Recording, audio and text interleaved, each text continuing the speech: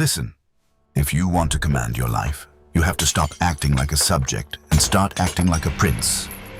What if I told you that seizing control of your finances and outperforming 95% of the population isn't some complex mystery? It is actually quite simple, provided you're willing to look at the world through a lens of cold, calculated realism. You don't need to pull down a massive salary or live like a monk by cutting out every ounce of joy. Most people spend their lives haggling over the price of a coffee while their empire crumbles in the background. I've watched countless men move from the brink of paycheck to paycheck desperation to building solid six-figure foundations, all because they stopped lying to themselves. In the next 3 months, we are going to move you ahead of the masses by applying the same strategic ruthlessness used by the world's most powerful families. But Machiavelli once noted that there is no other way to guard yourself against flattery than by making men understand that telling you the truth will not offend you. When it comes to your money, the man flattering you is your own ego. Step 1 is mastering the numbers that 95% of the population chooses to ignore. If you ask the average person exactly what it costs to run their life every month, you'll get a blank stare or a vague guess. That is a tactical failure. If you do not know your monthly outflow, you are flying blind into a storm, making random choices and praying for a miracle. The truth is, miracles don't happen on balance sheets. If you apply even half of the strategies I'm laying out here, you will be leagues ahead of the common man. Think about the reality. Half the people I encounter can't even tell me their actual annual income after taxes. 90% are clueless about their total debt, and 95% have no idea when they will actually be free of it. Now, almost no one calculates their crossover point, the moment your assets take over the heavy lifting. We'll get to that later, and believe me, it's the ultimate move for your freedom. A lot of men go their entire lives feeling behind because they refuse to conduct an inventory. They might earn a decent wage, but they live in a state of constant, low-level anxiety. You don't have to live as a servant to your own confusion. Once you seize your numbers, the overwhelm vanishes. But you stop wondering where the leakage is because you've plugged the holes. To get there, you have to ask yourself the kind of brutally honest questions a general asks before a campaign. First, what is your actual burn rate? When I ask people this, they usually give me a round number like 3,000. It's always a lie. Life doesn't happen in round numbers. They're giving me a feeling, not a fact. But as Machiavelli understood, a ruler must base himself on what is real, not what is imagined. When we actually look at their bank statements, that 3,000 is usually 4,500. That discrepancy is where your freedom goes to die. If you don't know your burn rate, you aren't making a plan. You're just hoping you don't drive off a cliff. History shows us that the elites don't guess. Take the Medici family of the 15th century. They didn't just stumble into becoming the bankers of Europe. They pioneered double-entry bookkeeping, and they treated every florin as a soldier in their army. They knew exactly who owed what and where every coin was positioned. This wasn't about saving money for the sake of it. It was about having the intelligence required to exert power. To find your own book of gold, look at your last 3 months of spending. No apps, no fancy spreadsheets, just the raw data. Add up every single cent, whether it's the utility bill or that extra tank of gas you didn't plan for. It all counts. Divide by 3. That is your baseline. Now, add 15% on top as a fog of war buffer. If that number makes you sick, good. It means you're finally seeing the battlefield clearly. The second number you need to face is the size of your money black hole. Facing your debt in black and white changes your psychology. You can't defeat an enemy you refuse to name. List every debt, credit cards, student loans, the car, and that cursed store card you opened just to save $10 on a pair of cheap jeans. Note the interest rates and the minimum payments. If you only pay the minimums, you aren't a customer. You're a sharecropper for the bank, working for decades just to stay in place. For example, a high-interest credit card at 27% isn't a bill. It's a parasite. But once you see it, you can kill it. Even adding $100 extra a month to the highest interest rate can shave years off your sentence. Facing the doctor is scary, but once you have the diagnosis, you can start the cure. A black hole only grows when it's ignored. Once you look at it, you can begin to collapse it. Before we move into how to fortify your position, I want to hear from you. We've all made tactical errors with our money. What was that one black hole debt or realization that finally forced you to stop ignoring your numbers? Drop a comment below and let's talk about that turning point. If you're ready to stop being a spectator in your own life and start building a real legacy, hit that subscribe button. Join a growing community of men who are done with hoping and are starting to actually strategize for the top 1%. We're building something exclusive here, a tribe focused on long-term sovereignty. Most people think they're on solid ground, but they're actually walking a financial tightrope without a net. In the next section, I'll show you how to build a bridge with guardrails so you never have to worry about falling again. Most people approach their finances with a spirit of hope, but as Machiavelli warned, hope is a poor strategist. It is a ladder that breaks just when you need it most. You hear it all the time. Men saying they try to save. They treat saving like a moral struggle, as if resisting a burger at Arby's is a test of their soul. This is a weak way to live.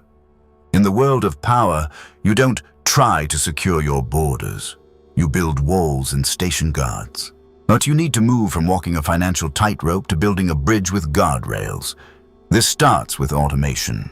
I don't try to brush my teeth and I don't try to save money. I've built a system that does it for me while I sleep. Think of Jean-Baptiste Colbert, the legendary finance minister for Louis XIV. He didn't just hope the French treasury would stay full. He reorganized the entire state's logistics so that revenue flowed into the crown's coffers automatically.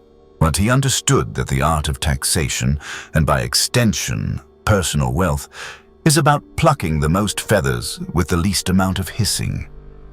By automating your savings, you remove the hissing of your own indecision. In times of chaos, your savings are your fortress. If the market shifts or your industry collapses, a lack of liquid capital forces you to make desperate, servile decisions. Men without a reserve end up taking medicine they can't afford or staying in jobs that degrade them. But to avoid this, you must automate at least 5% to 10% of your take-home pay. If you're starting from zero, start with $20.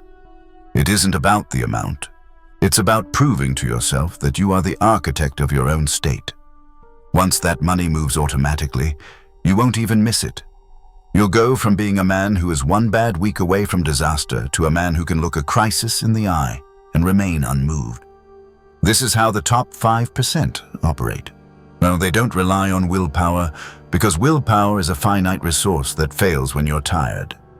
They rely on systems. Wealthy men don't just earn. They force their capital to work as hard as they do. Machiavelli famously noted that fortune is a woman, and if you wish to keep her under, it is necessary to beat and ill-use her. In a financial context, this means being aggressive with your surplus. I have zero interest in working harder every single year just to stay in the same place. That's a fool's game. The elite, the top 1%, understand that labor has a ceiling, but capital does not. Take the Fugger family of the 16th century. They weren't just merchants. They were master investors who funded kings and popes. They didn't let their gold sit in a vault. They put it into mines and trade routes that generated wealth 24/7. You need to do the same by investing at least 10% of your pay. Even $100 a month at a 7% return becomes $250,000 over time. Don't listen to the critics who nitpick inflation calculations to justify their own inaction. They are the ones who will be working until they're 80, while you've reached your crossover point. Before we go further, I want you to take a second to reflect on what we've covered. We're talking about moving from a life of reaction to a life of command. Look at your current financial setup. Is it a system that serves you, or are you a servant to it? Or share a reflection in the comments about one area where you realize you've been relying on hope instead of a system. Is it your savings? Your debt? Let's get honest about where the walls are weak. Finally, you must identify if you're in the housing red zone. I see men obsessed with the price of eggs while they are being devoured alive by their rent or mortgage. If you spend more than 28% of your gross income on housing, you are officially house poor. You are running a marathon with a backpack full of bricks. In expensive cities, I know this is hard, but reality doesn't care about your excuses. If you're at 34% or 35%, I can guarantee you're stressed and fighting with your partner over trivial expenses. It's not about the M&Ms you bought. It's about the fact that your castle is actually a prison. The elite understand that their base of operations must be a launch pad, not a drain. Some of the most successful tech founders in the early days of Silicon Valley lived in cramped, shared offices or even vans, not because they were poor, but because they refused to let housing costs kill their ability to take risks. They knew that once you're in the red zone, you lose your FU money, and once you lose that, you lose your freedom. Now that we've fortified your resources, it's time to look at the parasites trying to bleed your empire dry from the inside. Now, there is a specific trap that even smart men fall into, involving professionals who claim to be on your side. Machiavelli famously warned that mercenaries are useless and dangerous. They are brave among friends but cowards before the enemy. In your financial world, the mercenaries are the advisors who charge you a percentage of your total assets to manage your money. They talk a big game about beating the market, but their true loyalty is to their own commission. A 1% fee sounds like a rounding error, but over a lifetime, it can devour up to 30% of your potential wealth. And that is a massive transfer of power from your empire to theirs for work you could easily do yourself. The elite don't tolerate leaks in their treasury. If you have a complex estate, by all means hire a professional, but pay them a flat fee for their time, not a piece of your future. You want a solider who is paid to do a job, not a partner who owns a slice of your life. I've seen high-earning doctors and executives lose millions because they delegated their thinking to a guy in a cheap suit who just wanted a new boat. Don't be that man. A prince must also show himself to be a lover of merit, giving recognition to those who excel in their art. When it comes to your money, the art is a system that runs without your constant interference. You don't need to check your bank account every day like a nervous clerk. And if you're checking your balance every 15 minutes, you aren't a ruler. You're a slave to your own anxiety. The goal is to set your money on autopilot so it flows exactly where it needs to go while you focus on higher-level conquests. Think about the way the great merchant houses of the Renaissance operated.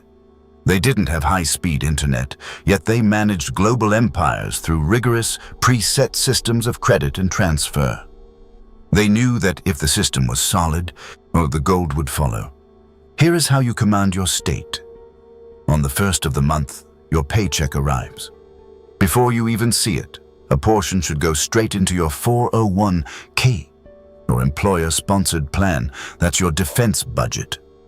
On the 5th, your system triggers automatic transfers to your war chest, your high-yield savings account, and your Roth IRA. This is you paying yourself first, a concept the top 1% live by.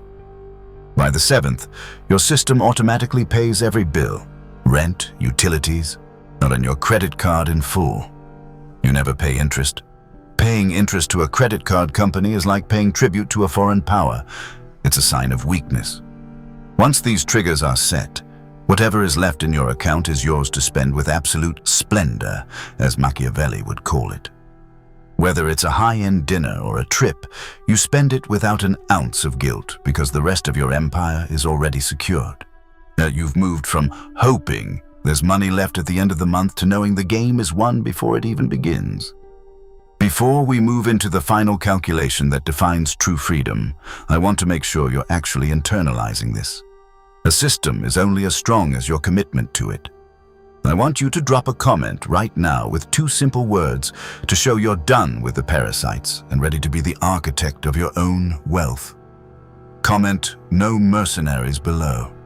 It's a simple affirmation that you're taking back control of your treasury. The final step in this transformation is knowing exactly when you can stop fighting the daily battles and start choosing your wars.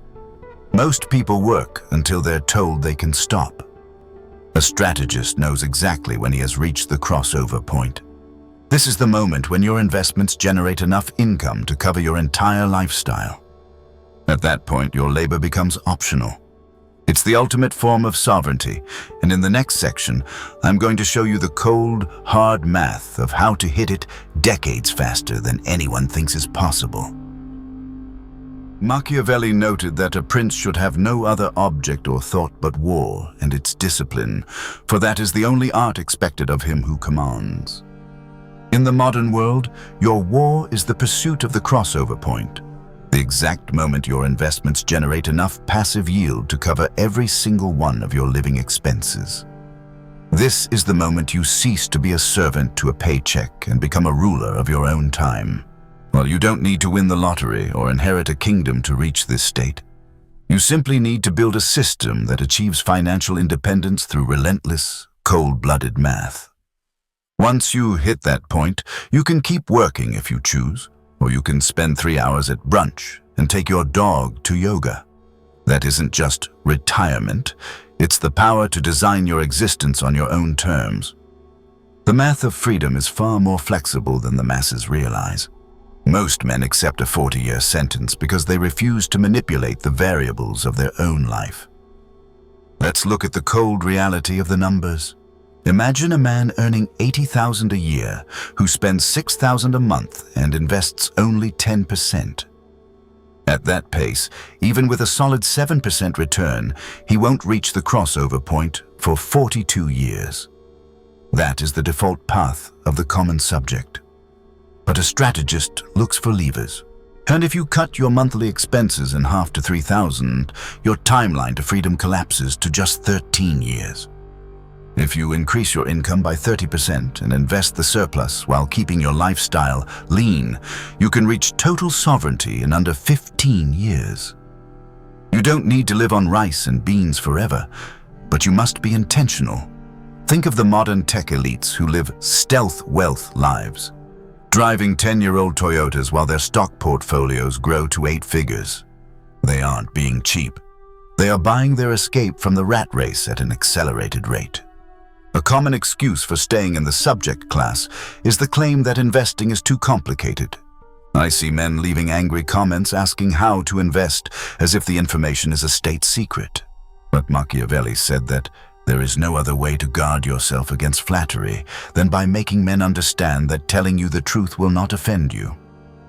The truth is that the information is everywhere, but most men are too lazy to reach for it. They want a hot tip or a complex scam from a TikTok guru. Real investing is boring and mechanical. It's about index funds, low-cost bundles of the entire market, and target date funds that automatically adjust your risk as you age. And the elite families of the world, like the modern-day Grosvenors or the Agnellis, don't spend their days day trading. They hold broad, diversified assets and let time do the heavy lifting.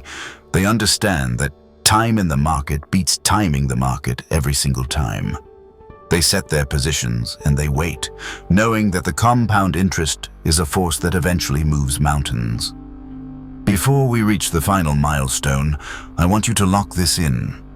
Sovereignty isn't a gift, it's a conquest. If you are ready to stop making excuses and start building your own realm, I want you to comment one word below to signal your intent. Type "sovereign" in the comments right now. This is your affirmation that you are moving from the 95% who guess to the 5% who calculate. While you're at it, hit that subscribe button and join a growing community of men who are done with the average life. We are building a tribe of high performers who understand that wealth is the ultimate lever for freedom. Well, join us and let's ensure your legacy is one of power, not struggle.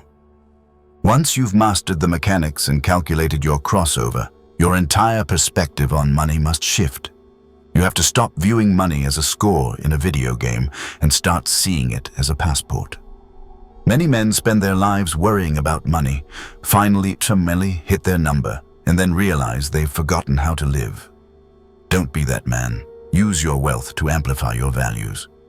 If you value health, spend aggressively on a personal trainer or organic food. If you value convenience, hire help to handle the mundane tasks that eat your time. Machiavelli observed that a prince who is not wise himself cannot take good advice. You must be wise enough to know when to stop hoarding and start using your capital to create meaning. Whether that means helping your parents retire or finally starting that business you've kept in the back of your mind for years. The goal of a rich life is flexibility and power. Your first major milestone is hitting that first 100,000. That is the tipping point where your money begins to work harder than you ever could. Reach that, and the world is yours to design.